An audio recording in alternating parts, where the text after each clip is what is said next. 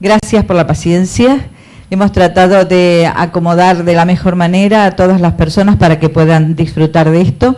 En primer lugar, les quiero decir que en nombre de Andrea Elizamburu, que es la organizadora de este encuentro, les damos la bienvenida y queremos agradecer a las autoridades del museo, en primer lugar, por supuesto, a todo el personal que generosamente han hecho lo posible para que estemos cómodos y podamos tener una jornada muy interesante, y sin duda a nuestros panelistas que tienen tanta categoría, que es una cita imperdible, me parece a mí, para tratar este tema justamente de qué es la vida. Con respecto a eso, ustedes tienen unos papelitos en los que pueden votar para un próximo encuentro, porque la idea de Andrea es justamente poder seguir con este tipo de debates que evidentemente tienen tanto interés para el público marplatense y quizás algún turista que pueda estar este fin de semana aquí en la ciudad. También quería decirles que a la finalización de este encuentro va a haber un ágape al cual están invitados, y que la dinámica de este encuentro es que cada uno de los expositores tendrán 10 minutos para justamente explicar, según ellos y su profesión, qué es la vida, que van a decir 2 palabras claves cada uno de ellos, y que luego se va a generar un debate que va a estar coordinado y moderado por el señor Luis Grasso. Ahora voy a presentar a cada uno de ellos. Seguramente ustedes a muchos lo conocen. Los currículums eran tan amplios que tuvimos que resumirlos lo más posible, así que pedimos disculpas si algo queda en el tintero. Está con nosotros Diego Golombek, que es licenciado y doctor en Biología de la UBA. Actualmente es profesor de la Universidad Nacional de Quilmes e investigador del CONICET. Ha publicado numerosos trabajos científicos y de divulgación en el área de ritmos y relojes biológicos. Ha escrito libros de ciencia, divulgación científica, cuentos y una novela.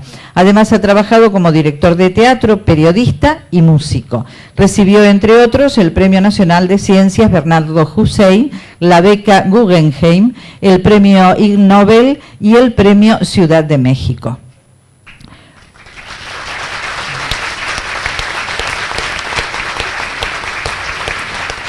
José Luis Cao es psicoanalista de adultos, parejas y organizaciones, supervisor institucional y de trabajo en equipo, docente universitario, coordinador de grupos de estudio, escritor. Sus estudios se vinculan con el psicoanálisis y la investigación de mitos y rituales que en la actualidad forman parte de los imaginarios sociales. Gracias por venir. Pablo Cisterna es doctor en física, profesor adjunto del Departamento de Física de la Facultad de Ciencias Exactas de la Universidad Nacional de Mar del Plata. Ha investigado y dictado cursos en relatividad general, cosmología, mecánica cuántica y epistemología e historia de la física, entre otras áreas. Ha dictado conferencias en congresos realizados en diversos lugares del país y en el exterior. Ha publicado trabajos científicos, tanto en revistas nacionales como extranjeras. Es pianista y compositor, habiendo ofrecido conciertos en diferentes lugares, entre ellos el Salón Dorado del Teatro Colón de Buenos Aires, interpretando obras de su autoría. Así también han interpretado sus obras la Orquesta Sinfónica de Mar del Plata y la Ensamble de Música Contemporánea de Rosario.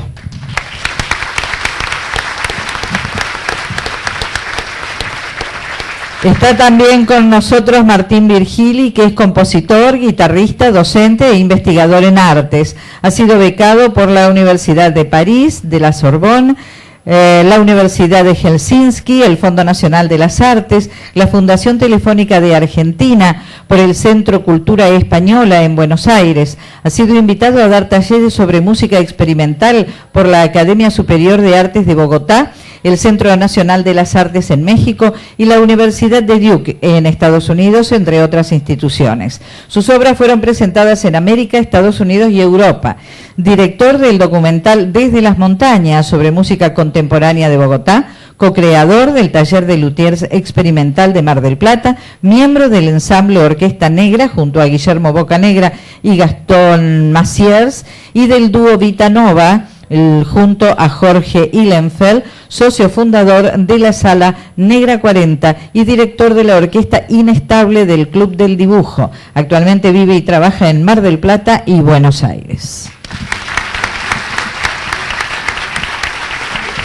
Jorge Estrada es músico, escritor, compositor y psicólogo, creador y coordinador de la Fundación Papel Nonos, que cuenta con más de 50 agrupaciones integradas en una red nacional y latinoamericana en la que participan cerca de 4.000 personas mayores. Autor de novelas, cuentos, guiones de radioteatros, ensayos y libros de pensamientos y aforismos orientados hacia los interrogantes de la filosofía y psicología. Además, es el responsable y coordinador de la Biblioteca Pública de Música Astor Piazzolla, institución que fundó en 1992.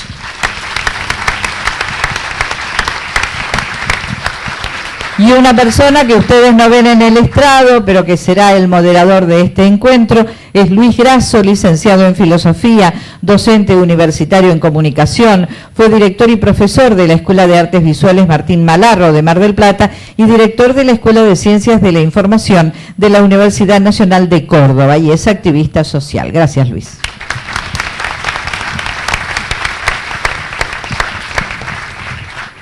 Muy bien. ¿Les parece bien que comencemos? Sí, seguro, ¿no? Le damos la palabra a Diego Golombek, entonces, en primer lugar. Supongamos que todos ustedes son una manga de extraterrestres y los mandan acá a la Tierra a buscar cosas, a buscar objetos. Y agarran esos objetos, los meten en su nave espacial y se vuelven extraterrestres. Y ahí, en extraterrestres, tienen que convencer a los ñatos que los mandaron acá de que acá había vida. Y los objetos que llevan pueden estar vivos, pero no necesariamente. También puede ser que esos objetos provengan de algo vivo. Y la tarea de ustedes, como extraterrestres, es convencer de que eso proviene de algo vivo. Sería una tarea recontra difícil, porque tendrían que definir vida para hacer eso. Tendrían que saber, esto es vida, se parezca o no se parezca a ustedes. Fíjense que el juego es proponer que ustedes son extraterrestres. Los saco del concepto de vida que ustedes tienen como habitantes de acá. Y es muy difícil esa tarea. ¿Qué le piden a un objeto para que esté vivo o para que haya provenido de algo vivo? ¿Le piden que se mueva? Toma, te traje un auto. ¿Le piden que coma? ¿Que excrete? También un auto. Come nafta, excreta a gas. ¿Le piden que se reproduzca? Mira, el objeto de llevar a un extraterrestre es una monja. Cagaste. ¿Sí? O una mula. O bien cualquiera de ustedes no se están reproduciendo en este momento, y no quiero verlo en todo caso, ¿sí? Por lo tanto, los criterios que uno piensa normalmente como que son criterios de la vida, son criterios muy malos, muy pobres como criterios. Es más, si nos vamos a criterios que tengan que ver con otras cosas, con metabolismo, con cambios, anda a mirar una planta un rato a ver si cambia. No cambia enseguida, por lo tanto no es un criterio que realmente no funcione. Por otro lado, todas esas cosas que le estamos pidiendo a esos objetos no son qué es la vida, sino en todo caso qué hace la vida. Y lo que nos llama acá a este debate es qué es la vida.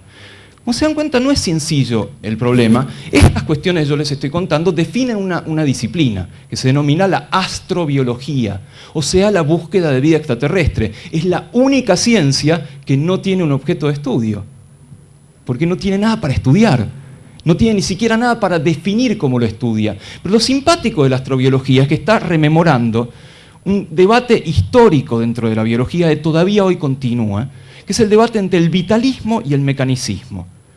¿Qué quiere decir esto? Para el vitalismo, la vida es algo diferente. La vida es algo que aparece, no se sabe cómo, no importa todavía el cómo, pero es algo diferente. Mientras que para el mecanicismo, la vida es lo mismo que la no vida, pero tiene una organización determinada. Tiene lo que se llama, en biología, en física, en otras áreas, propiedades emergentes. ¿Qué es esto? Vos tenés un montón de ladrillos y fabricás una pared. La pared es más que el montón de ladrillos. Sí, obviamente, es una pared, pero también es menos. ¿Por qué? Porque dejás de tener la cara de arriba y la de abajo del ladrillo. En todo caso es diferente, tiene propiedades emergentes diferentes a un montón de ladrillos. La vida es lo mismo que los cachos que forman vida, pero tiene propiedades emergentes diferentes. Esto que yo estoy diciendo así tan sencillo es un quilombo realmente para definir, porque no lo podemos definir, no tenemos las herramientas teóricas ni prácticas para definirlo. En todo caso, la vida no es algo, no es un objeto, es un proceso. Y no estamos todavía muy seguros de si hay un límite en el proceso no vida, nivel de organización a vida. Sabemos que algunas cosas se tienen que cumplir. Por ejemplo, para que haya vida tiene que haber una adentro y una afuera. No podemos definir vida si no tenemos un círculo, algo que diga, ¿estás acá adentro? Estás vivo, estás ahí afuera y no, yo te uso para estar vivo. Eso es lo que define una célula finalmente. Una célula no se define por lo que tiene adentro o lo que tiene afuera, se define por el límite. Es lo que define a lo vivo de lo no vivo. Pero no sabemos demasiado más al respecto. De hecho, hay un montón de definiciones de vida, definiciones académicas de vida. Y podemos estar discutiéndolas y vamos a encontrarle fallas absolutamente a todas. Porque, de acuerdo a esa definición de vida, yo te voy a decir, mira, ese robot te cumple la definición. O este programa de computación te cumple la definición. O ese auto te cumple la definición. Y claramente podemos estar de acuerdo en que esas cosas no están necesariamente vidas. Dentro de esas definiciones hay algunas palabras que se destacan. Por ejemplo, muchas de estas definiciones empiezan con algo químico, que bla, bla, bla, bla, bla, bla, bla. ¿Para qué? Para sacarte de encima a los robots, a los programas de computación, a los autos. ¿Y algo químico que qué? Que se haga a sí mismo. Y esa parece ser una propiedad emergente de la vida. Algo que se hace a sí misma. Y esto hay un chileno, se llama Humberto Maturana, muchos de ustedes lo conocerán, que lo define como autopoiesis.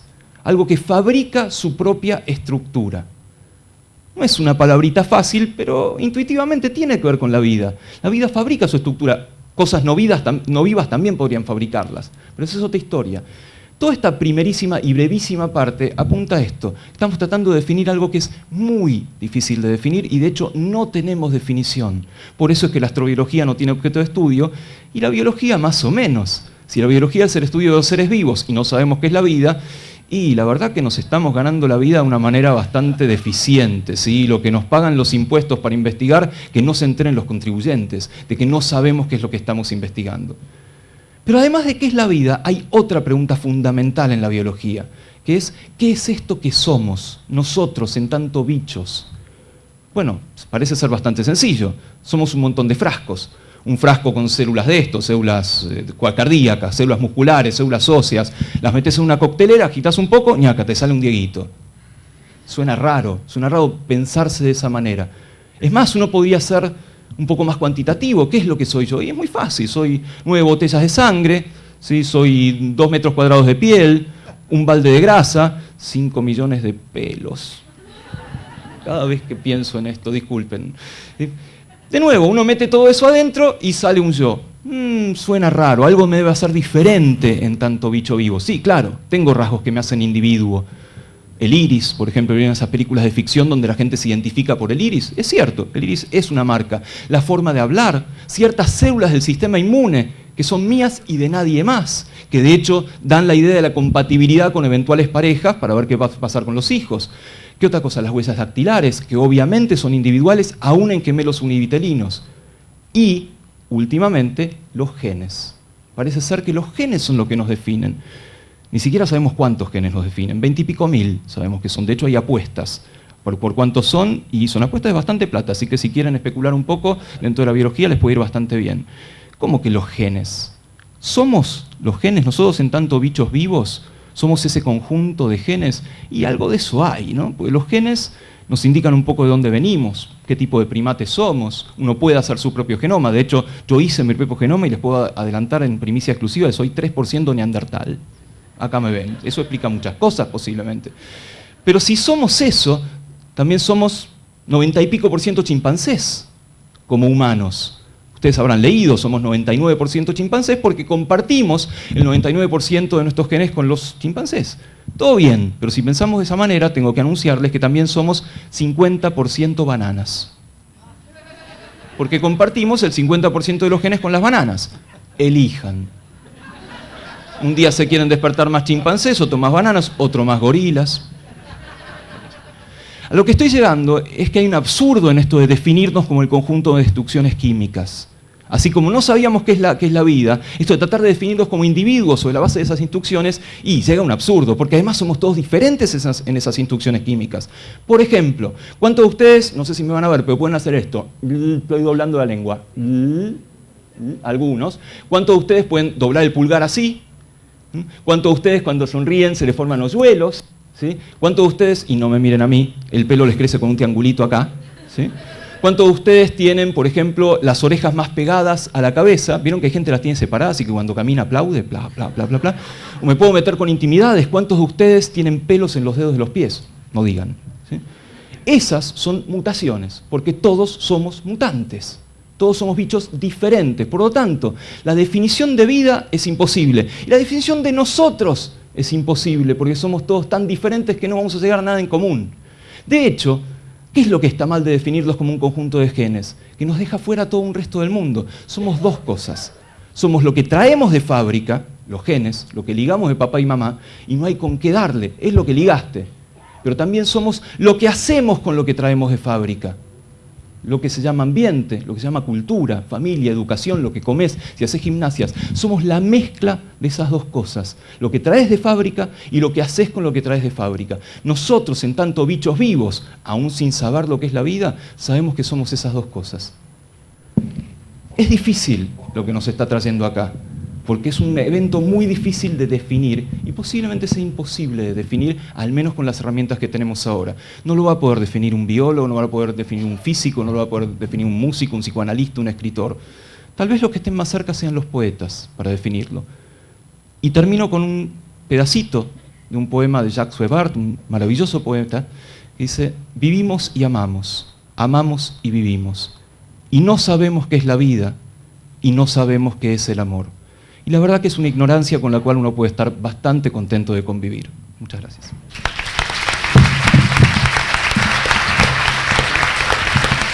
Sus dos palabras claves, Diego. Evolución y propiedad emergente. Muy bien, muchas gracias.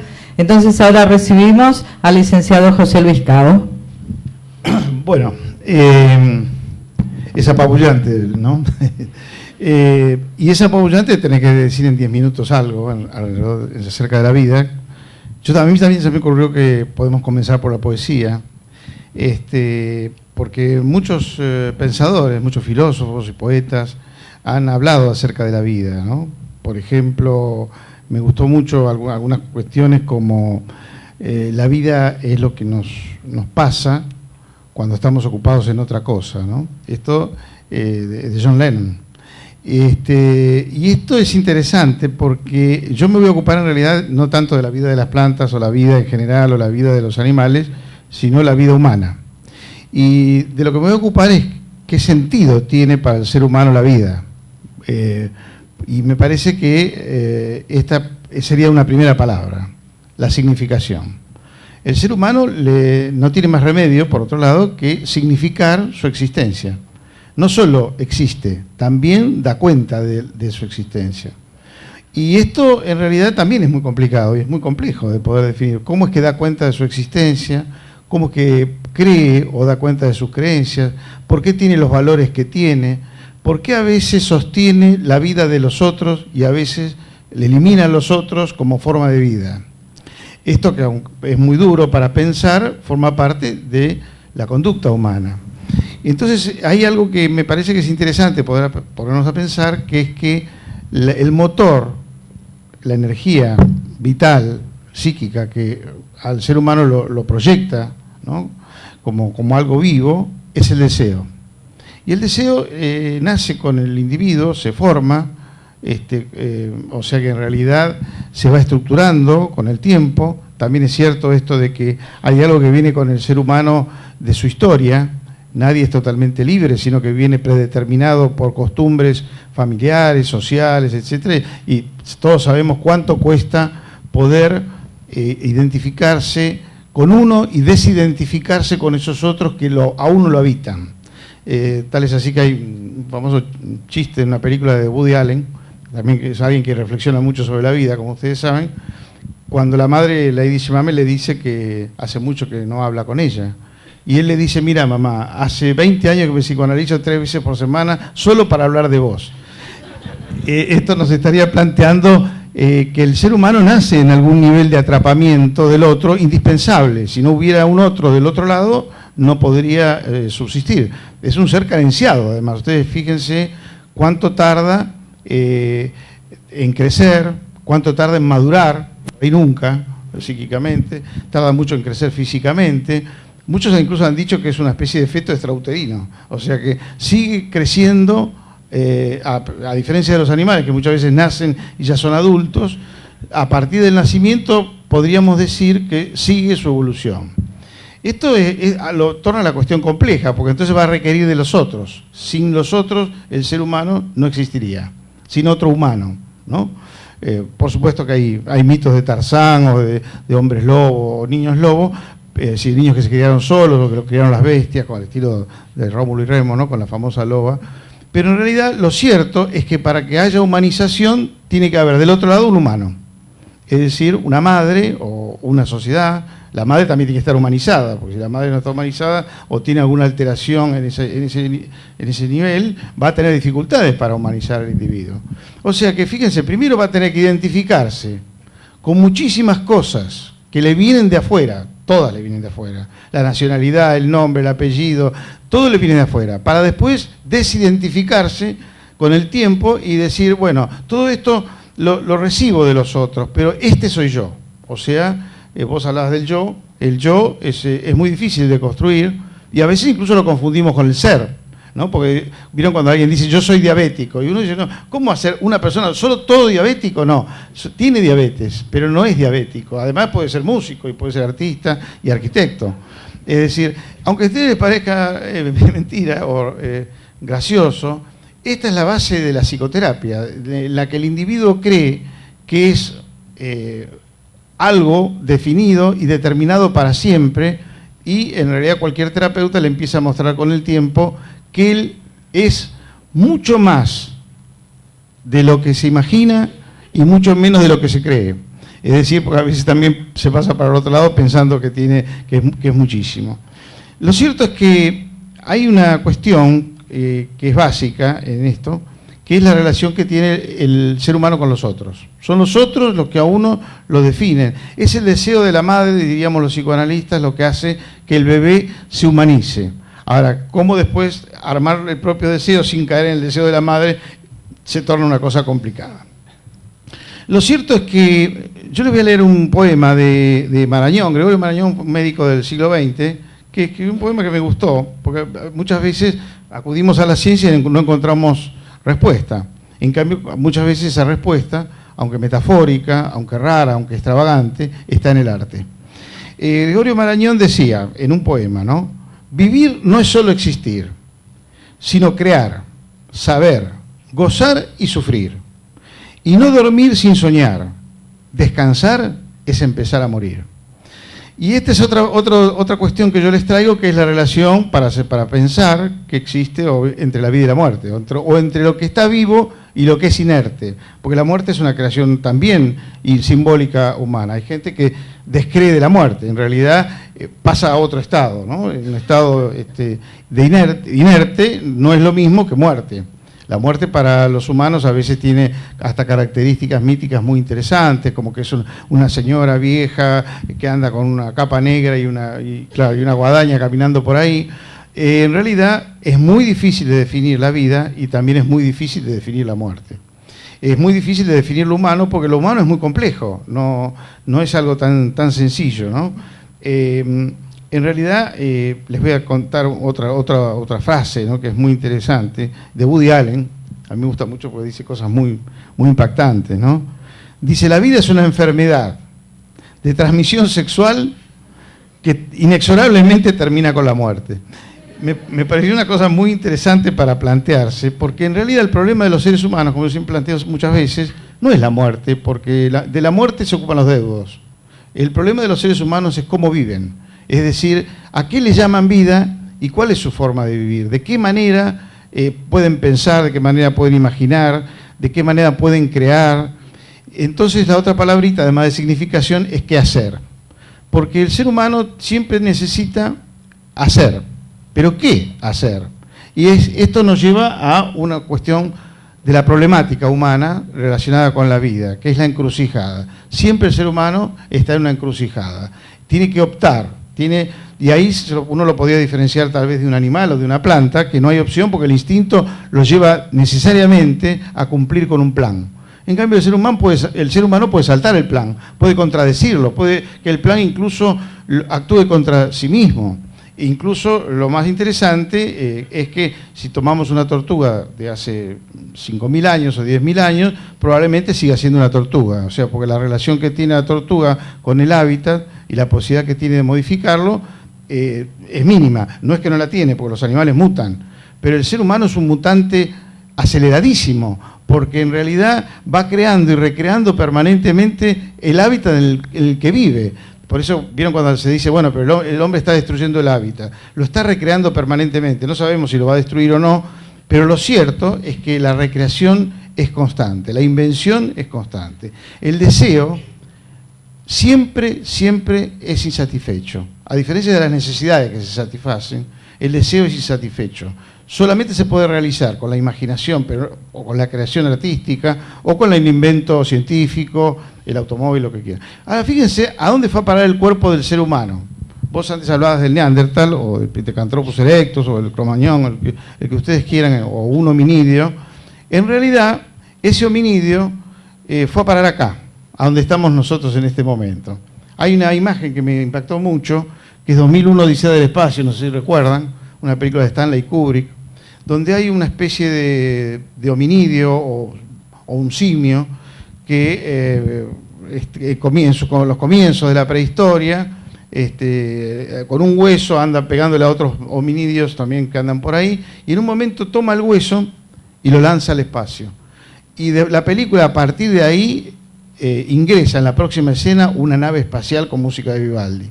Es decir, efectivamente, la música y la nave espacial son creación del hombre, son autocreación del hombre. Es decir, el ser humano crea, aún a pesar de él. No es que solamente crea el creador, sino que está permanentemente creando y recreando. De hecho, ha extendido el lugar de su propio cuerpo. Fíjense, para no estar atado a la biología, porque el deseo siempre, yo les dije que era insatisfecho, siempre va más allá, siempre más allá. Entonces, fíjense, su aparato biológico lo limitaba. Estamos hablando de Neandertal, por ahí los ojos, la visión, era una visión muy definida, muy determinada. Hoy tenemos visión microscópica o visión de las estrellas. El oído, lo mismo, podemos por un celular escuchar a alguien que está hablando en Japón. O sea que el ser humano, en esa complejidad, en ese entramado permanente, va creciendo. Hay muchas definiciones de hombre y acá cierro. Una que podría ser Homo sapiens, el hombre que reflexiona, que piensa. Otra ha dicho, no es sapiens. Los científicos no se ponen de acuerdo y cada uno tiene su librito y su club. No, el hombre es Homo faber, es el hombre que fabrica. A diferencia de los animales, fabrica sus propias herramientas e inventa. Quiere ir por el agua, inventa el submarino. Quiere andar por el cielo, inventa el avión. Está permanentemente inventando. Y algunos autores se plantean, no, Homo ludens, es el hombre que juega. Es el hombre que juega con la imaginación y con el quehacer y con la creatividad, que en ese sentido es infinito. Y acá una cuestión que está ligada a la felicidad, porque en realidad el ser humano busca el bienestar. La vida para él es sinónimo de bienestar y de felicidad. Si no, esto no es vida, se dice a nivel común, ¿no? Y entonces, ¿qué sería la vida, ¿no? En ese punto. ¿Qué sería ser feliz en la vida, ¿no? Tener lo que el deseo quiere, sí, también es tener, adquirir, pero también poder soportar aquellos obstáculos que se le presentan. O sea que la vida no solamente es la satisfacción del consumo, por ejemplo, que hoy tenemos toda una problemática relacionada con esa, sino también poder sostener y soportar la creatividad y también las dificultades por las que atraviesa el hombre. Bueno, aquí lo dejamos.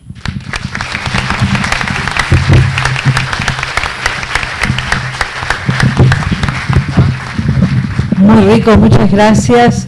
Y ahora le pedimos a Pablo Cisterna que sea quien tome la palabra. Recuerden que después habrá un debate, habrá preguntas sobre las dudas que puedan quedar o las incógnitas que puedan quedar con los panelistas. Pablo, adelante. Bueno, hola. Algunos pretenden o definen el vacío como aquello que queda cuando uno quita todo lo que puede quitar. Entonces uno podría seguir esa analogía y pretender definir la vida como aquello que queda cuando uno descarta todo lo que está seguro de que no está vivo o de que es inerte. Uno ahí corre dos riesgos, o bien puede ser demasiado estricto y corre el riesgo de pensar que no hay nada vivo, o bien el otro extremo y quedarse con un montón de cosas que no están vivas realmente. Si yo le preguntara a cualquiera de ustedes si cree que una galaxia espiral está viva, posiblemente algunos me responderían que no, y otros me responderían que estoy loco, o que es una pregunta delirante. Ahora, si yo le preguntara esto mismo, o si yo le comentara a alguno de ustedes que conozca algo de física o de termodinámica fuera del equilibrio y le dijera que una galaxia es un sistema autoorganizado fuera del equilibrio y hasta acá autocatalítico, y esa persona comprendiera todas estas palabras que dije, se quedaría pensando y diría, ¿y entonces está viva la galaxia? Bueno, yo pienso que no, que una galaxia no está viva, porque la vida es más que todo eso. Ustedes saben que cuando una estrella explota, se cree que justamente la explosión en una nova provoca que alrededor, cuando digo alrededor, años luz alrededor, se nazcan otras estrellas. Eso tiene algo de autocatalítico, o sea, es una reacción que se regenera a sí misma. Si yo les preguntara a ustedes si creen que un incendio es una comunidad de seres vivos, también pensarían que estoy loco. Sin embargo, un incendio tiene mucho de algo que tiene la vida, o de lo que creemos que tiene la vida, porque es un sistema que se autorreproduce. Una llama, una chispa, por el viento o por lo que sea, de quemar una hojita, una ramita en un árbol puede salir y generar otra llamita en otro árbol. Sin embargo, nadie piensa que un incendio sea una comunidad de seres vivos. Entre otras cosas porque la información no la traslada. O sea, cuando una llamita en una rama se quema de acuerdo a la composición química de esa rama. Si el viento lleva el fuego a otra rama, se quemará según la composición química de la otra rama. Entonces, no está llevando ningún, entre comillas, genoma que tenga la llamita inicial, sino que tiene que absorber la información que tiene en el lugar a donde llega. Entonces, ¿qué es la vida? ¿Qué es la vida? Por ejemplo, ustedes saben, si uno agarra una solución que esté saturada de sal y le agrega un cristalito de sal, automáticamente y en poco tiempo ese cristalito se va a reproducir rápidamente. Eso es un sistema que se autorreproduce. Nadie piensa que un cristal de sal sea un ser vivo por el hecho de que se autorreproduzca. Entonces, ¿qué es la vida? ¿Qué es lo que...? Evidentemente uno puede pensar que la vida es lo que tiene todas esas características juntas. Todas esas características juntas. Algunos dicen que la mejor forma de definir qué es la vida es buscando vida. Porque la búsqueda de la vida, ya sea en otros planetas o en nuestro planeta, pero buscando vidas diferentes a las que conocemos, va a ser la forma en que nos obliga a definir en el proceso qué es la vida. Por ejemplo, acá en el sistema solar hay planes de ir a, digamos, o se están buscando con sondas vida en Marte, o si hubo vida en Marte, o por ejemplo vida en Europa, una de las lunas de Júpiter. Se cree que hay otra luna de Saturno que tiene un océano de metano, o se sabe que tiene un océano de metano, y que quizá ese océano tuviera vida diferente basada en otra química. Otra forma sería de unirse en las profundidades. Ustedes saben que hay unos microorganismos que se llaman termófilas, unos extremófilas, que viven en zonas en las profundidades a más de 100 grados de temperatura, 100 grados centígrados. Quizá, algunos dicen, acá hay una cuestión. Preguntarse por qué es la vida puede llevar a preguntarse por el origen de la vida. O quizá la única forma de saber qué es la vida o de poder definir qué es la vida sea entender qué pasó al principio. Nadie sabe realmente qué pasó al principio. Nadie lo sabe. Hay muchas teorías sobre qué fue primero, si algo con DNA o si algo con RNA.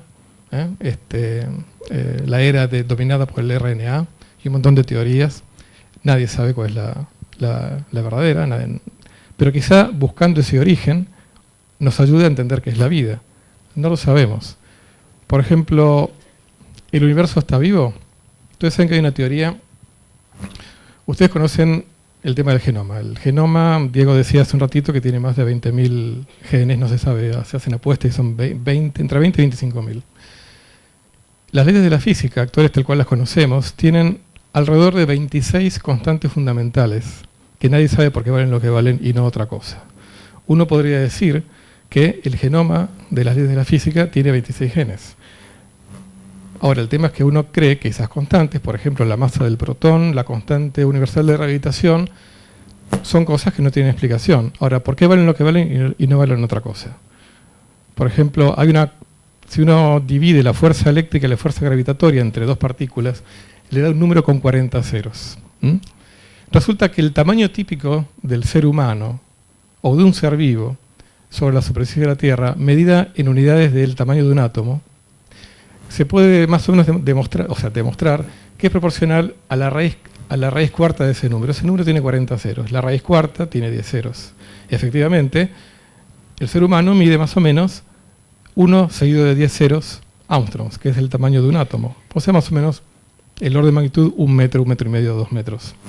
Si esa constante que tiene 40 ceros y que nadie sabe por qué diablos tiene 40 ceros, tuviera 30 ceros en lugar de 40, el ser vivo típico más grande en nuestro planeta tendría milímetros. La pregunta es, ¿podría haber vida compleja y ni que hablar vida inteligente con un tamaño así? Nadie sabe por qué tiene esa constante 40 ceros.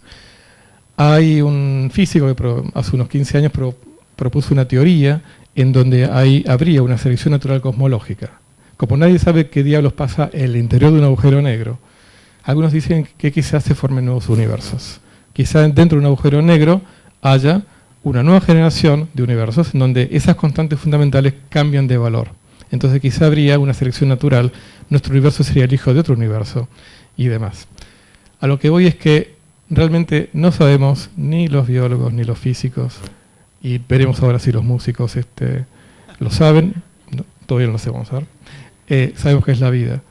Quizá la mejor forma de algún día saberlo sea investigando cómo se originó y entendiendo mejor el universo que nos rodea. Gracias. Sus dos palabras claves, Pablo. Información y tiempo. Muy bien, muchas gracias.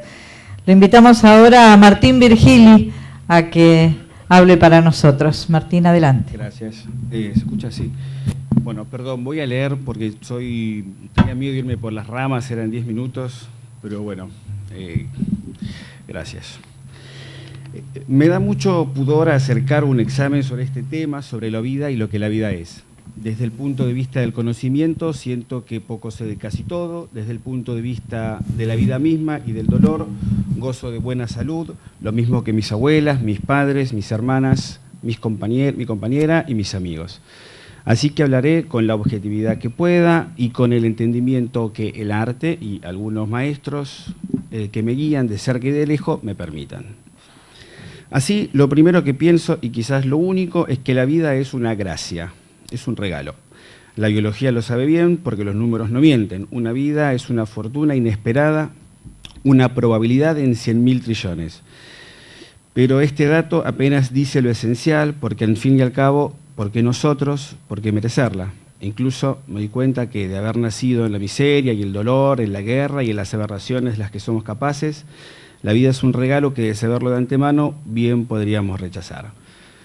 Para estos casos me quedo sin palabras. Sin embargo, para todos los que por fortuna nacimos y vivimos en otra realidad menos cruel, ¿no debería ser la vida lo primero? Siento que sí, porque todo lo demás deviene de ella. No hay filosofía sin vida, ni biología, ni música, ni arte, ni dolor, incluso ni muerte sin vida. La vida es la gracia de la que dependen todas las demás. Todas nuestras alegrías y todas nuestras tragedias tienen a la vida como punto de fuga. Sin vida, ni lo uno ni lo otro. Ahora bien, tragedia, arte, vida y tragedia, sí, hay una relación, como un nacimiento compartido, útil para aclarar sus términos. El arte, así como lo conocemos en Occidente, no es otra cosa que la puesta en escena de la gracia trágica que es vivir, porque irremediablemente la vida se termina. Esto nos quiso recordar Nietzsche en El origen de la tragedia según el espíritu de la música, su primer libro. Nietzsche comprendió que el nacimiento del arte, bajo la forma de la tragedia, surgió en la Grecia helena, en el seno de un pueblo que ejercía, sobre todo, el gozo de vivir y la salud por la alegría. Para los helenos, el arte, en tanto procedimiento excepcional y oscuro que representa en el mundo exterior un rumor, una vibración interior que es a la vez individual y colectiva, se nutría de un sentimiento dual signado por la felicidad y la muerte. La más importante sabiduría popular de los griegos, recuerda Nietzsche, cuenta la leyenda que el rey Midas persiguió durante largo tiempo en el bosque sin poder alcanzarle al viejo Sileno, genio de las fuentes y compañero de Dioniso. Cuando al fin logró apoderarse de él, el rey le preguntó qué cosa debía el hombre preferir a toda otra y estimar sobre todas. Inmóvil y obstinado, el demonio permanecía mudo hasta que por fin, obligado por su vencedor, se echó a reír y pronunció estas palabras: raza de un día y miserable, hija del azar y del dolor, ¿por qué me fuerzas a revelarte lo que más te valiera no conocer? Lo que debes preferir ante todo para ti es lo imposible, es no haber nacido nunca, no ser, ser la nada. Pero después de esto, lo mejor que puedes hacer es morir pronto.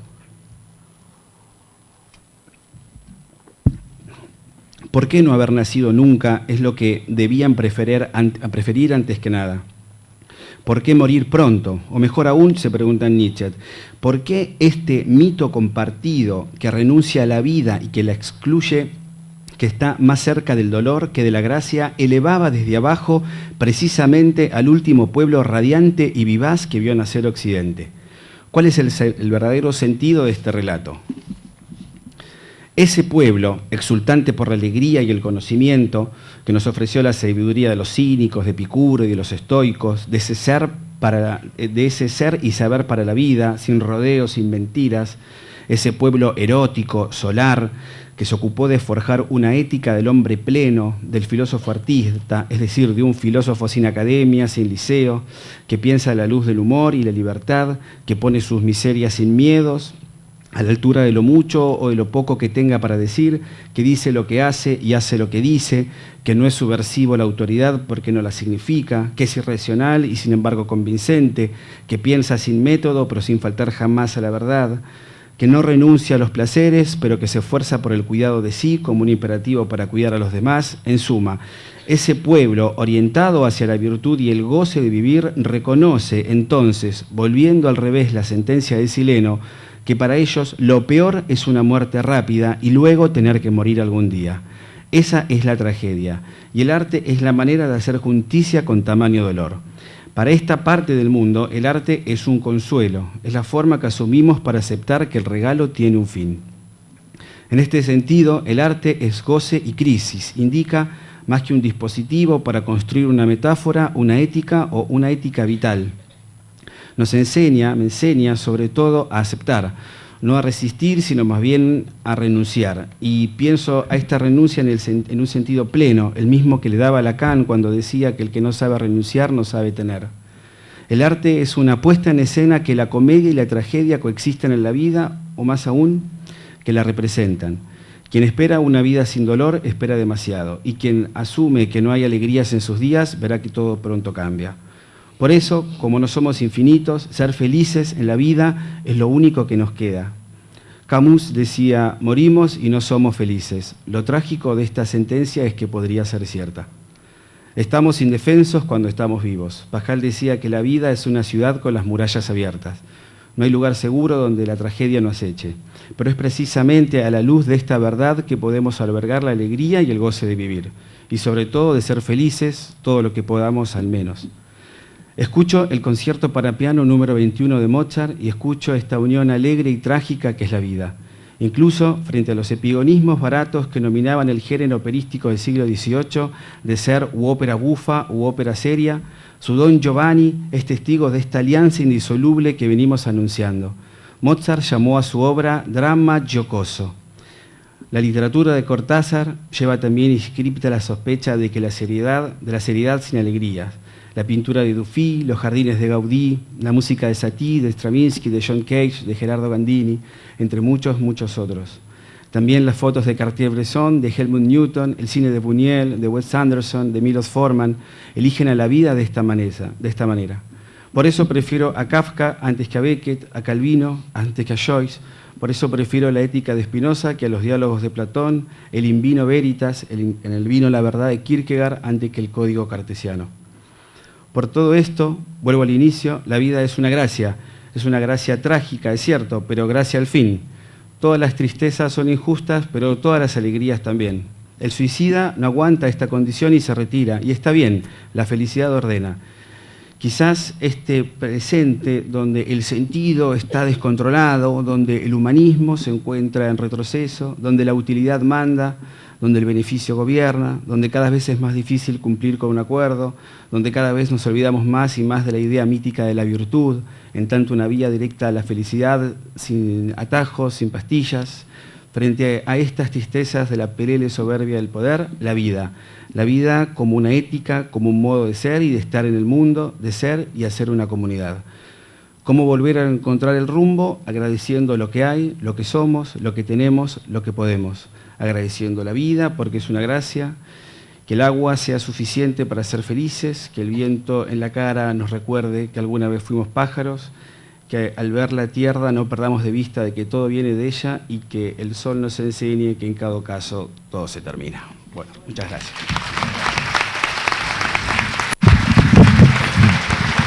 Sus dos palabras.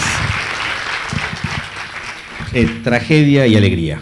Muy bien, tragedia y alegría, entonces vamos anotando. Y ahora le pedimos a Jorge Estrada que sea quien haga su alocución. Se necesitaron 4 personas, mis abuelos, para que a partir de 2, mis padres, yo hoy estuviera aquí. Y me interesa la vida, no lo personal. Esto que es autorreferencial tiene que ver con el título de este encuentro, que es la vida. Y mi vida es precisamente el producto de estas personas. Vaya entonces mi reconocimiento. Y no es gratuito que haya partido de esas 4 personas, digo, sino más lejos. Y voy a tomar una de ellas, mi abuelo Pedro, en lo que suele llamarse la temprana niñez, dicho de otra manera, cuando yo era chico. En mi habitación, al lado de mi cama, mis padres, con buen criterio, habían traído a Pedro para que pasara sus últimos años, es decir, para que se vaya de la vida. Él padecía, y lo habían puesto al lado de mi cama, en mi habitación. Él padecía una enfermedad avanzada de asma, un problema severamente bronquial, y que en la noche, momento en que a mí me producía un temor muy especial, escuchaba un ruido que era nada más que la dificultad que tenía para que el aire pasara por la tráquea. Y cuando él se dio cuenta, después de algunos días, que ese ruido no me dejaba dormir, mi abuelo Pedro, que no tenía una instrucción formal, apenas sabía leer y escribir, me dijo un día, me dijo con el sobrenombre que me llamaba, si lo digo se puede llegar a reír, pero tengo que decir la verdad, Pituso, Pituso, ¿te gustó la canción que yo compuse anoche? Y yo no sabía qué decirle. ¿Cuál canción? No. Esa que escuchaste anoche, mira, ahora le voy a poner una letra. Y efectivamente escribía una letra y luego me la mostraba. Tardé algunos años en darme cuenta que este episodio que acabo de traer, tan autorreferencial, tuviese mucho que ver con esto de preguntarme qué es la vida. Yo creo que Pedro, cuando me di cuenta de este episodio, lo que me estaba enseñando, y me di cuenta cuando ya estaba en la facultad, cuando yo me encontraba componiendo músicas y letras, y construyendo un instrumentito que se parecía a una tráquea, y que salía música a partir de allí. Recién me di cuenta que todo eso tenía mucho que ver con Pedro. Y me acuerdo que una de las primeras canciones que escribí para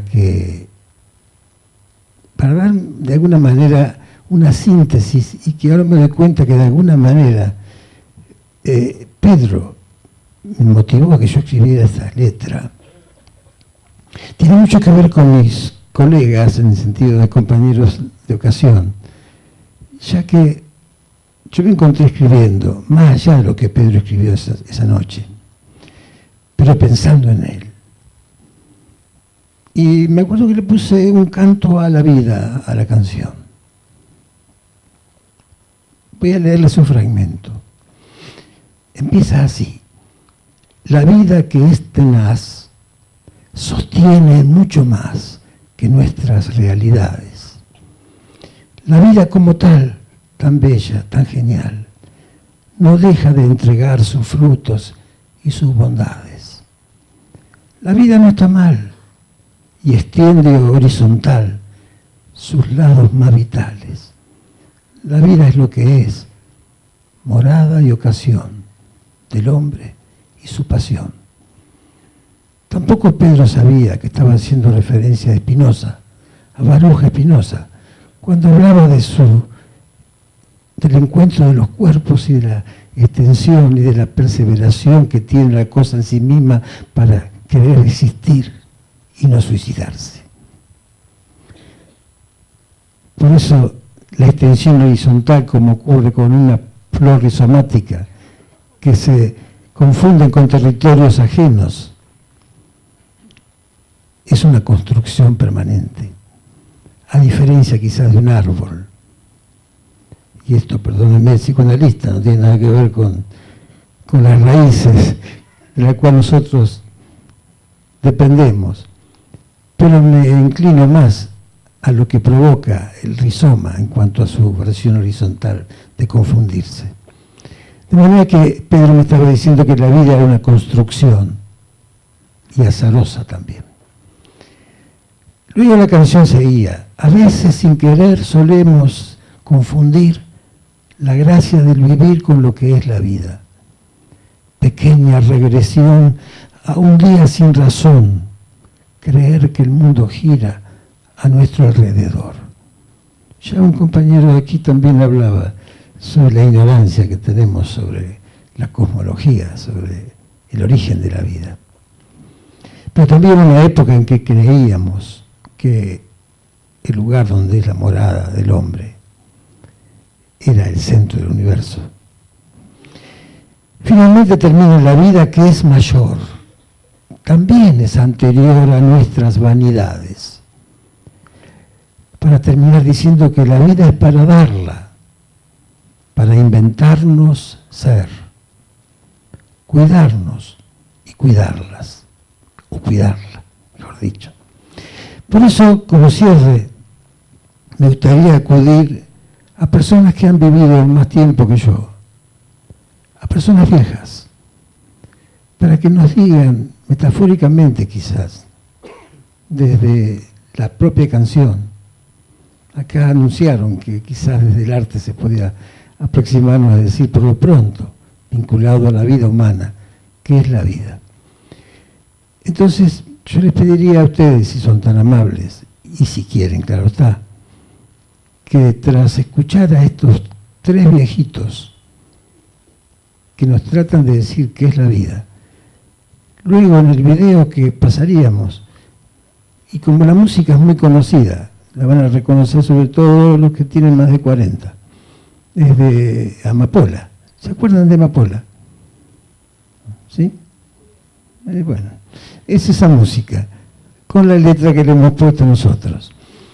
Así que si después de escucharlos a estos viejos, se animan a cantar la letra que va a estar en el... Bueno, por lo pronto nos aproximaremos a decir desde este lugar sobre la vida humana. ¿Qué es la vida?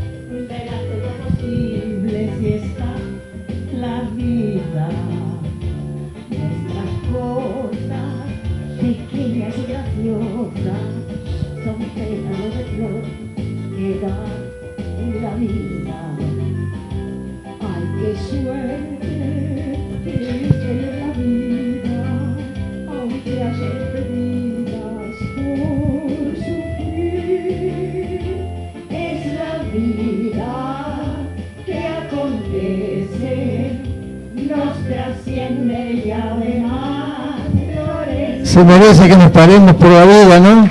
A la vida.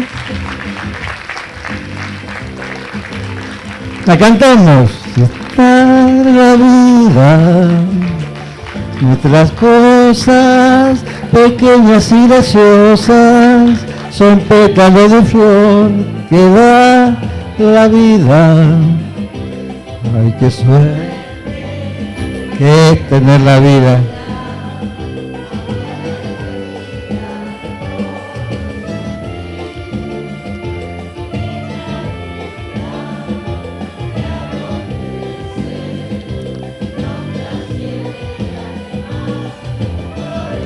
Claro, que la vida que acontece nos trasciende y además florece, seguramente. Muchísimas gracias.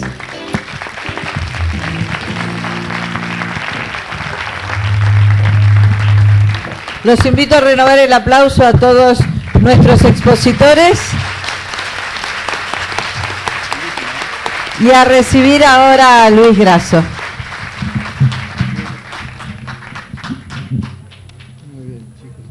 Vamos a recibir de ustedes quienes quieren hacer algunas preguntas a los expositores. Levanten la mano, los que quieren hacerle alguna pregunta a los expositores. Allá, ¿quién más? Bueno, tenemos una sola pregunta. Acá, dos. ¿Quién más? Dos. Ah, perdón. Bueno, diría que es el azar y el encuentro de los cuerpos.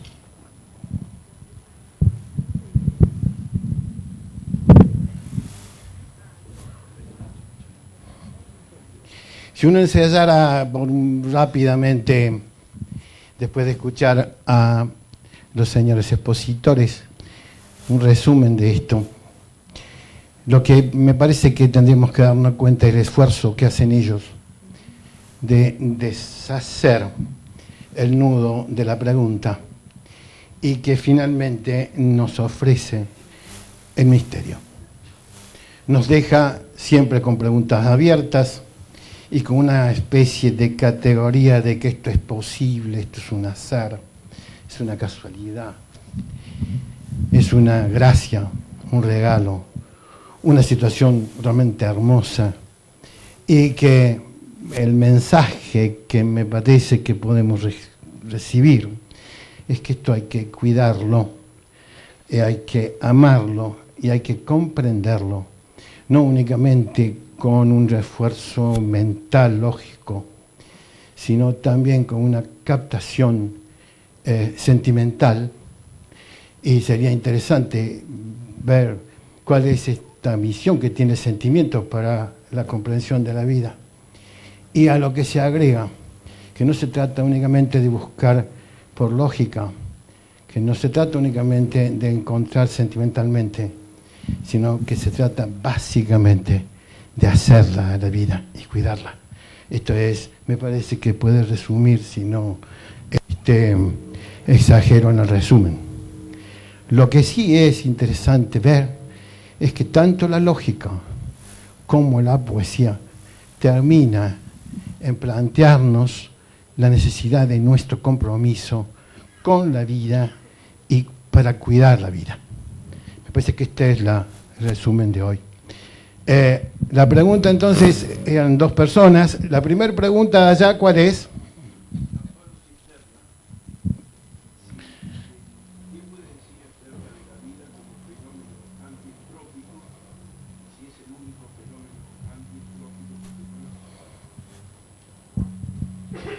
Sí, la vida es un fenómeno antientrópico en el sentido de que una de las características de un organismo viviente es que absorbe materia que tiene baja entropía y excreta materia que tiene más entropía.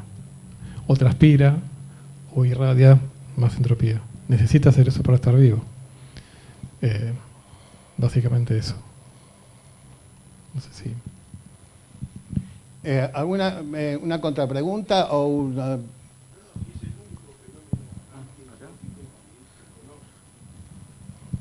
Espontáneo, diría que sí. O sea, bueno, sí. Sí. Una vela también parte del desorden y llega al orden. Pues vamos a traducir un poco la entropía, ¿sí? Entropía es una palabra de estos que están ahí, que podría definirse como una medida del desorden, ¿sí? Cuanto más desordenado algo, más entrópico es. Un cuarto de un hijo adolescente, por ejemplo, es un lugar absolutamente entrópico. Pero resulta que la vida va en contra de eso. Nosotros somos cosas que ordenamos la materia para poder estar vivos y mantener esa vida. De hecho, hay un libro de físicos, un tipo muy grosso que se llamaba Erwin Schrödinger, librito cortísimo, de menos de 100 páginas, se llama ¿Qué es la vida? Ese libro propone que la vida tiene como características armar orden a partir del desorden. Y ese libro es el origen de la biología moderna. Lo escribió un físico, ¿sí? Pero es el origen de la biología molecular. Sin embargo, hay excepciones, que es tu pregunta. Una excepción cotidiana es una llama de una vela. Justamente hace entropía negativa, genera orden a partir del desorden, que son los componentes que están ahí dando vueltas. Por ahí aclararía que lo que dice Diego en cuanto a la llama, el orden está en la llama misma. Obviamente, en la llama. Ahora, el todo, obviamente, aumenta la entropía. El segundo principio de la termodinámica siempre aumenta, también con nosotros siempre aumenta. La llama misma es lo que tiene baja entropía, pero después aumenta la entropía siempre.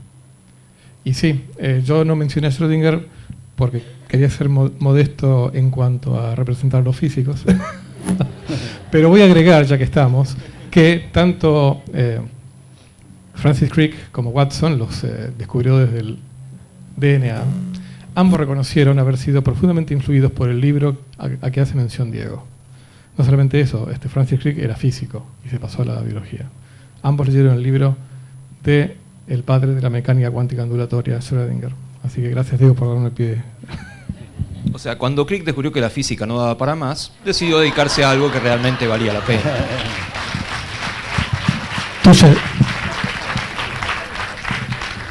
Dicho sea de paso, se agradece mucho la respuesta tan precisa que nos dieron sobre qué es la vida. Luis. A la pregunta que está por acá. La pregunta es dirigida para Diego Colombé. ¿Cómo se puede caracterizar o se le puede dar un marco de científico a la experiencia que tienen las personas, por ejemplo, en la sociedad? Porque si bien quizás nos hacemos en que es la vida un contexto material, quizás haya otro contexto en el cual se puede caracterizar la vida en este caso. Entonces mi pregunta es, a la experiencia particular de las personas acerca de lo que es la vida, ¿la experiencia en sí se puede determinar o categorizar como científica?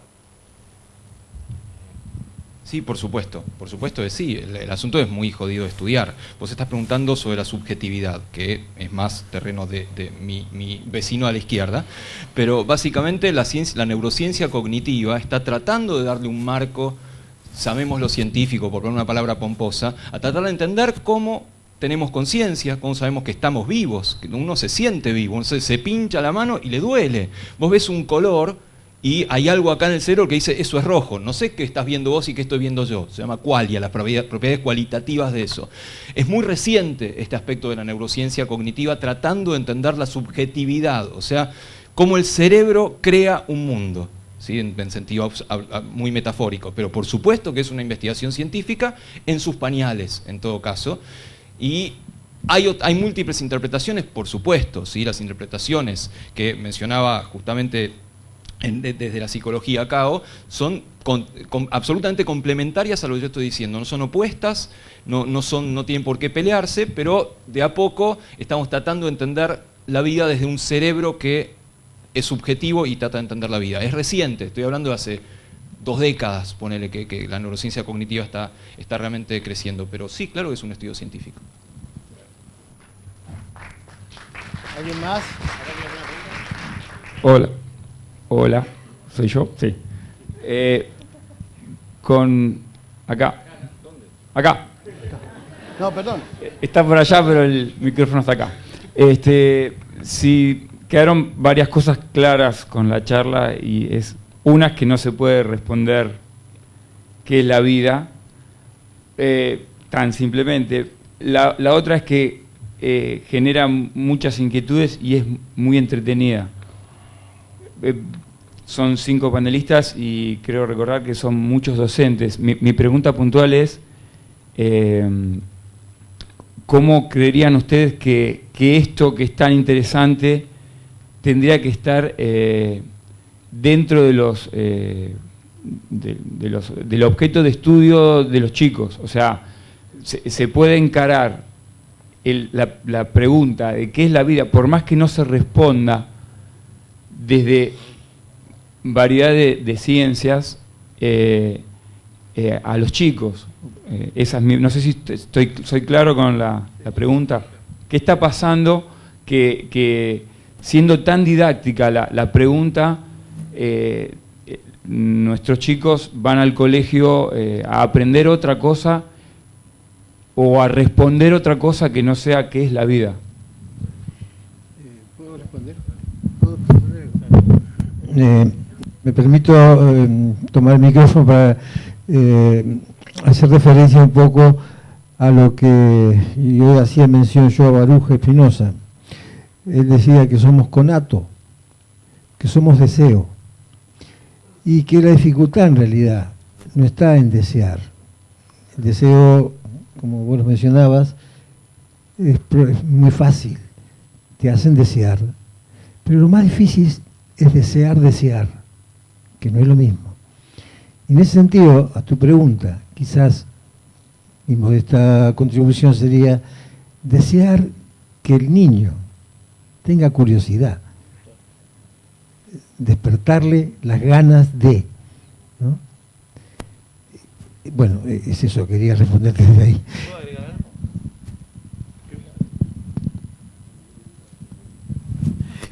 A mí me parece que acá cuando Lentini plantea el tema de los griegos antiguos, está planteando un modelo distinto del ser humano. Por supuesto que no vamos a volver a los griegos antiguos porque también tenían lo suyo, ¿no? Era una sociedad esclavista, etcétera, etcétera. Pero lo cierto es que a veces lo que falta es una especie de integración de la pregunta. En realidad, los estudios académicos, tanto en la primaria como en la secundaria como en la universidad, fragmentan el campo. De hecho, acá estamos fragmentados en 5 pedazos, digamos, de observación y de análisis y de búsqueda de la verdad por distintos caminos. Quizá esto también alude a la complejidad. Cada vez estamos más fragmentados, cada vez nos preguntamos menos por cosas más fundamentales. Y creo que es interesante esto de los griegos antiguos, porque en realidad, cuando él planteaba lo de Nietzsche, ¿no? lo dionisíaco y lo apolíneo en la música, ¿no? como él lo consideraba, estaba vinculado a una búsqueda a través de la interrogación. Cada vez hay más respuestas que no sirven para nada y hay menos preguntas, que es lo que dice él, que sería, el ser humano se tiene que preguntar, tiene que seguir preguntándose. Ya no le basta darse respuestas, porque las respuestas que se da a veces lo tranquilizan, lo calman, pero finalmente lo dejan en el vacío, mucho más que si enfrenta al vacío. Es decir, que si de pronto acepta que la vida también es vacío. Antes hablaban de la entropía como la cuestión del cosmos, del orden. Bueno, los griegos antiguos para algo planteaban que había como dos modelos antagónicos, cosmos y caos. No, esto no tiene que ver con mi apellido, es otra cosa, pero que tiene que ver con que no solo el orden, sino también el desorden. El desorden también tiene un lugar y tiene que tener un lugar, y el vacío tiene que tener un lugar. No siempre el ser humano tiene que buscar el deseo para quedar lleno. De hecho, a veces queda lleno y se siente vacío, ¿no? Porque ese lleno, lo vemos en la sociedad de consumo con mucha claridad, es un lleno que no nos llevó a la interrogación, y en realidad estamos más hechos de incertidumbres que de certezas. Vos tenías una pregunta rapidita. Sí, creo que el gran problema es que la mayoría de los profesores y maestros no han tenido una madre partera, un poco haciendo referencia a los griegos antiguos. Se supone que la madre de Sócrates era partera, y se supone que eso influyó en la forma en que Sócrates transmitía conocimiento. En realidad no lo transmitía, sino que buscaba que apareciera en el propio alumno. Creo que seguir ese camino podría traer algunas novedades pedagógicas, ¿no? Sí. Espera, tenías vos acá. Perdóname, Luis, quiero seguir el hilo de esta. Perfecto. Que yo primero me estaba refiriendo a los presocráticos, en principio, ¿no? Digamos, creo que la relación con Sócrates y el saber era muy distinta a la que estaba planteando, y sobre todo la que da origen al arte, etcétera. Pero, por un lado. Por otro lado, sí, el pueblo heleno tenía sus formas particulares de modo de producción, igual que las que tenemos ahora. Son tan o más esclavistas como podemos llegar a ser en este preciso momento, no sé si ahora peor, en algún punto, porque dentro de todo, ellos lo ubicaban dentro de cierto marco, y bueno, acá también, pero bueno. Y no, con respecto un poco a la pregunta, y creo que estamos todos de acuerdo, me parece que para mí, digamos, la pregunta ¿qué es la vida? Más allá de lo insondable y del misterio y de escuchar así cosas así muy interesantes, finalmente vuelve a poner en evidencia el dispositivo del pensamiento de una manera descarnada, y que en algún punto es, digamos, creo que ese es el alejamiento, por lo menos que yo planteaba, de otro tipo de conocimiento que está como fracturado, y que tiene que ver con estudiar desinteresadamente, no porque vamos a ganar nada, no porque hay un Nobel detrás, no porque hay un premio, no porque hay una beca, no porque sino, de hecho, acá podríamos todos hablar largo sobre eso, pero que lo que se rompió es esa fractura humanista, para mí, digamos, en relación a acercarse al saber con el corazón abierto y con los bolsillos vacíos, y volver a consultar y a escrutar desde un lugar muy íntimo y muy serio. De hecho, hay un libro muy reciente que se llama La inutilidad de lo inútil, de Nuccio Ordine, un catedrático italiano, muy recomendable, también es un libro muy chiquito, son todos libros chicos y buenos, en donde da un examen serio de cómo en las ciencias exactas hay una cantidad de grandes problemas sobre que dinero que va a parar a proyectos de investigación no finalmente se utilizan como se tienen que utilizar, de que hay grandes librerías en Europa, por ejemplo, por citar uno, Gallimard en el barrio latino, que cerró, es increíble. Cada vez hay menos libreros, cada vez es más difícil encontrar libros que estén buenos para leer. Y creo que tiene que ver un poco, más allá de tu pregunta, tiene que ver con un estado sobre cómo estamos entendiendo lo que es saber y conocer y preguntarnos. Y creo que los presocráticos iban con los colmillos apretados en ese tema, no se les escapaba una. De hecho, hoy por hoy, bueno, todo lo que somos viene de Grecia, y ellos no tienen un equipo de fútbol ahora, más o menos. Allá.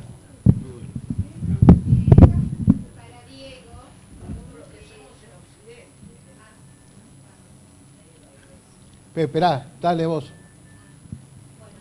Para Diego, en particular me encanta cómo, partiendo de la biología, trabajar esto que es lo que hacemos con lo que traemos, es decir, la cultura. Soy antropóloga, no soy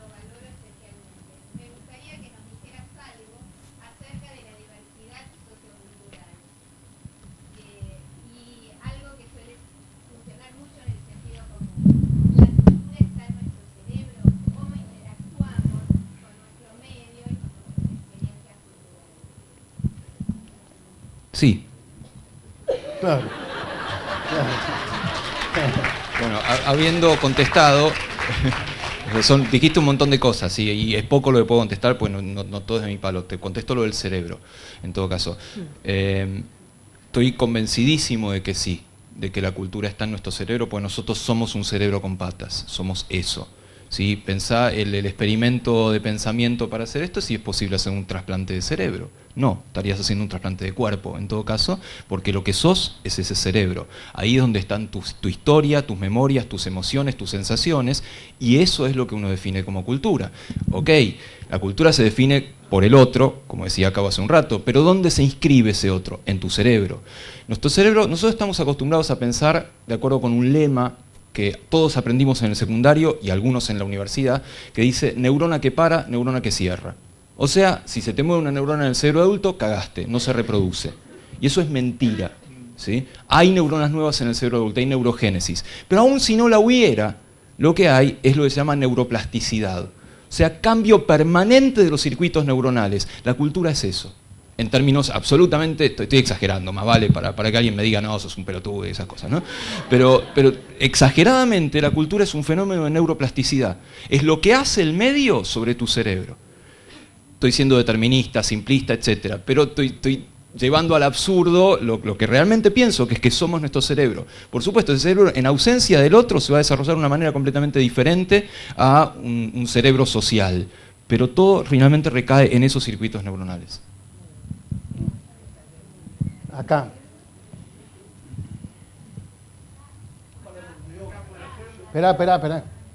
Espera.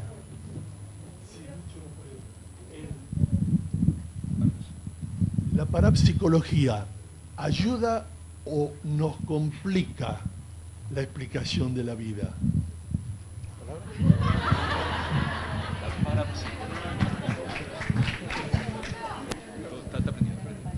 ¿La qué? Bueno, voy a seguir con tu... bueno, el tema es este. A mí me parece que el ser humano, ¿se acuerdan que comentamos al principio? Siempre está significando el mundo, está inventando y recreando el mundo constantemente. También recrea aquello que no ve. No solo recrea lo que ve, también recrea lo que no ve. Es decir, el ser humano no puede escapar de darle sentido a todo.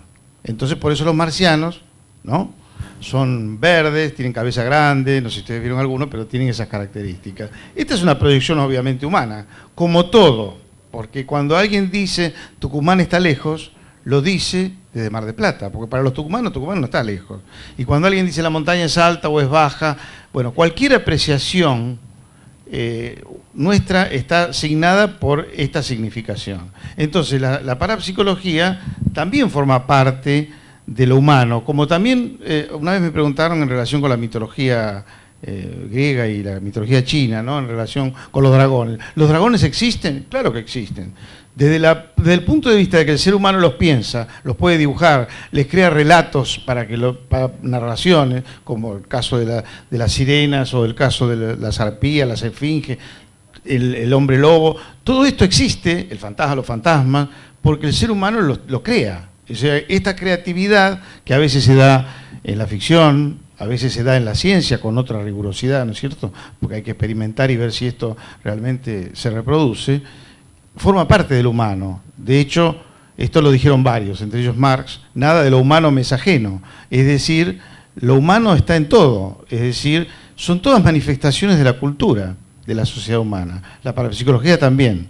No hay nada que caiga fuera de una sociedad humana que en un momento dado produce determinado tipo de manifestación. Eso es lo que decíamos con la significación. El ser humano está siempre a la búsqueda del sentido. Y ese sentido va cambiando con el tiempo. Hoy el sentido, esto que hablamos antes de los griegos, el sentido podía estar en un momento en Atenas. Bueno, después puede estar en Roma. Después puede estar donde sea hegemónico el lugar, o va a ir cambiando.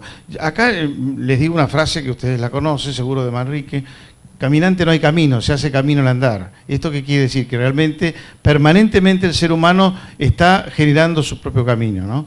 Y entre ellos genera ese, el de la parapsicología.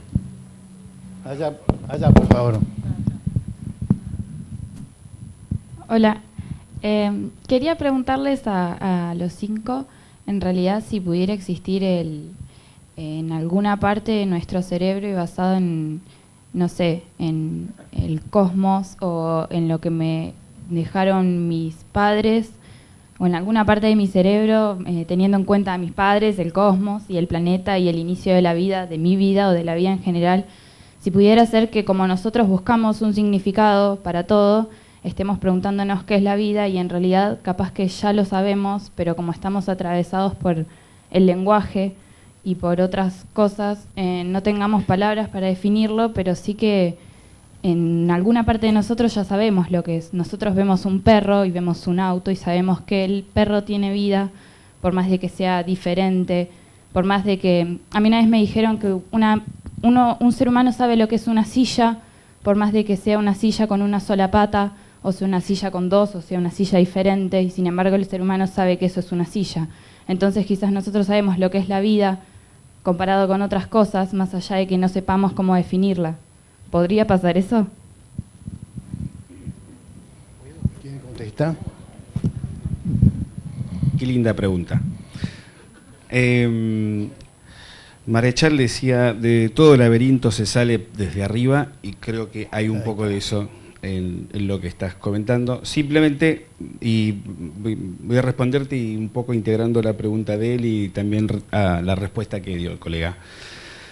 Hay una mística medieval muy conocida que se llama Hildegard von Bingen. Fue una monja del siglo XII en Alemania. No sé si la conocen, seguro sí, ¿no? Hildegard. Bueno, para los que no, es una figura muy interesante y muy polémica para la historia del arte, pero por lo que estás ahora justo preguntando y por lo que estábamos hablando recién, ella fue compositora, fue música, fue bióloga, fue médica, fue poeta, fue escritora, fue una gran política, fue una gran ideóloga, en fin, la verdad que era una persona así integral.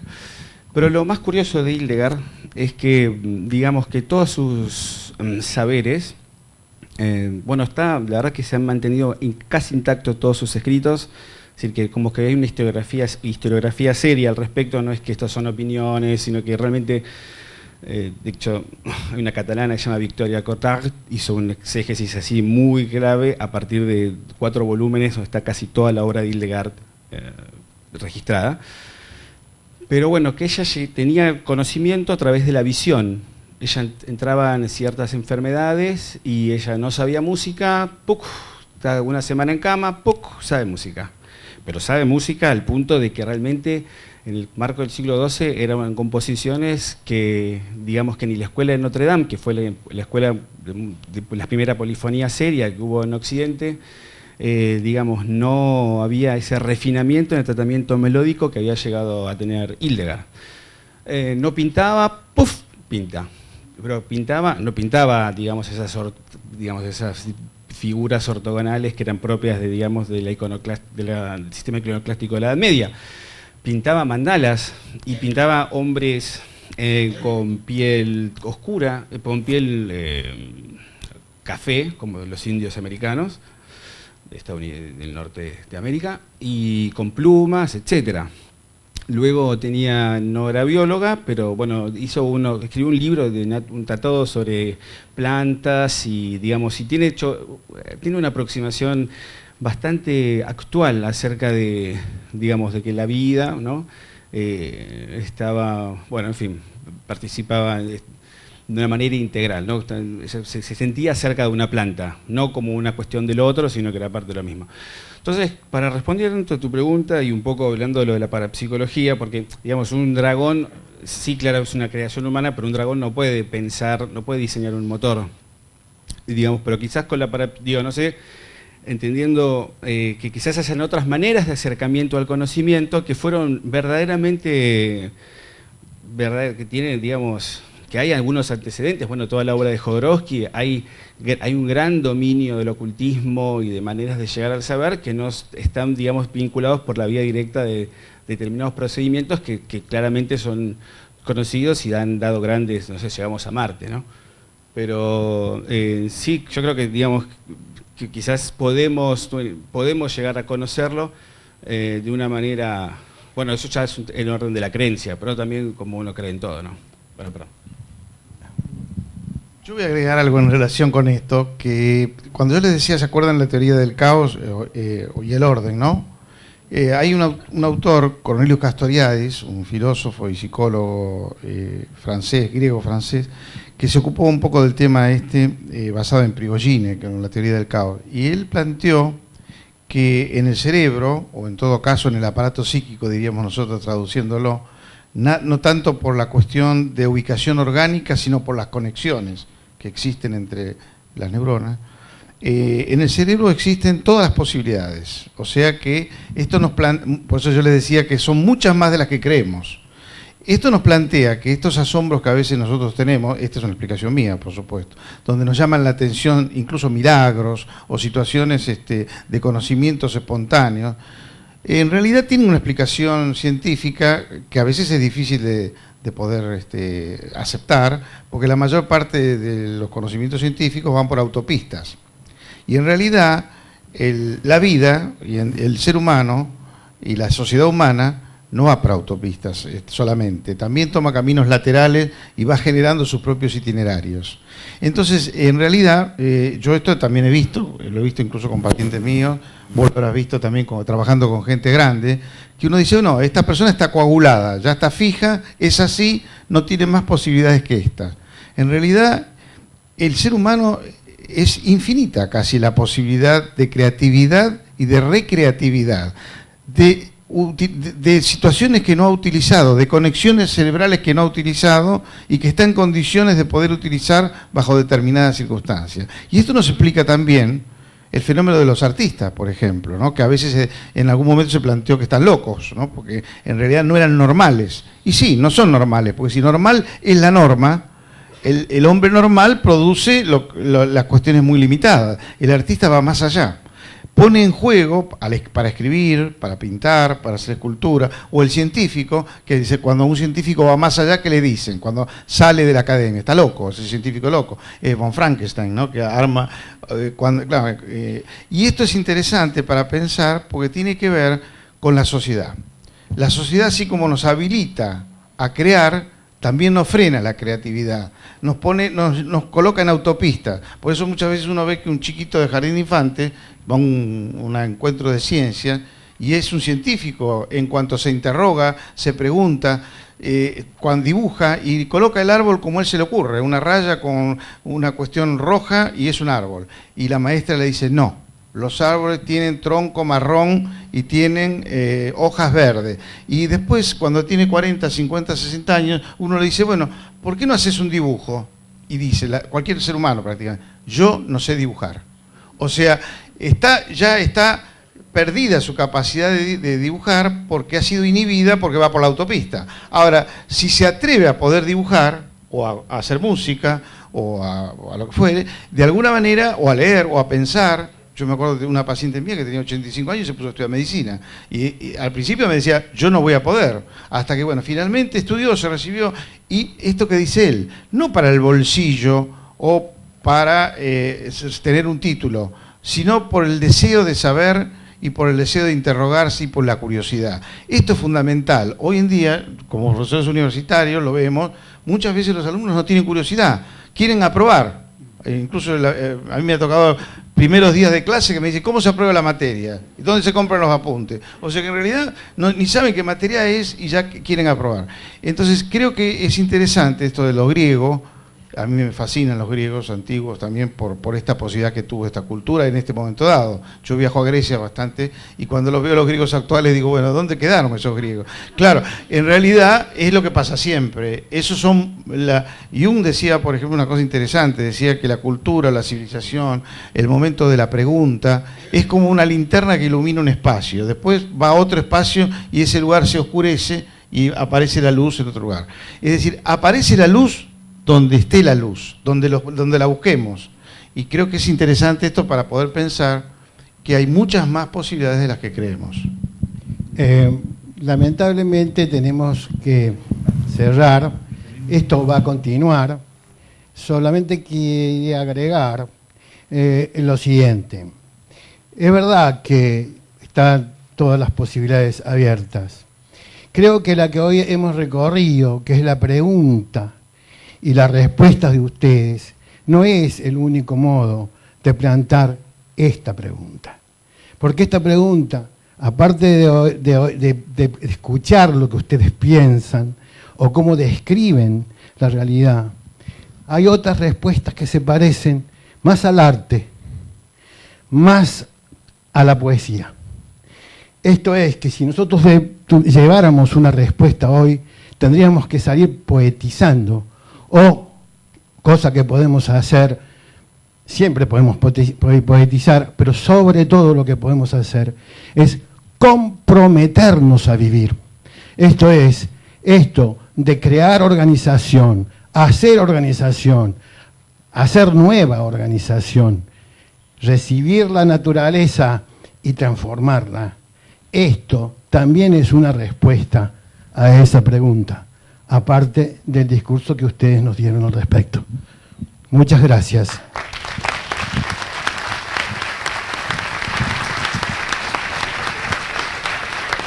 Están todos invitados a seguir conversando de estos temas si quieren arriba y tomar algo también con los expositores. A todos ustedes, sí, por supuesto. Supongo que hubo mucha gente responsable de que nosotros 5 y todos ustedes estén acá, pero a riesgo de que alguien aquí presente me odie, quería pedir un aplauso para quien creo que fue la organizadora de esto, que es Andrea Elizamburu. Sí. Y está el compromiso para un próximo encuentro, por supuesto, así que estemos alertas. Muchas gracias, muy buenas tardes.